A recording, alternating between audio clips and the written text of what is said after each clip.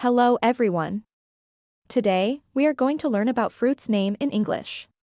Let's get started. First, we have apple. Apple, apple. It's a red or green fruit with a crunchy texture. Next, we have banana. Banana. It's a long, curved fruit with a yellow skin. Moving on, we have orange. Orange, orange.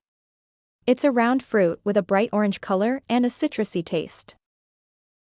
Now, let's learn about grapes. Grapes, grapes. They are small, round fruits that grow in clusters. Lastly, we have watermelon. Watermelon, watermelon. It's a large fruit with a green rind and juicy red flesh. And that's it for today's fruit vocabulary tutorial. Thanks for watching. Don't forget to subscribe to our channel for more English tutorials. See you next time.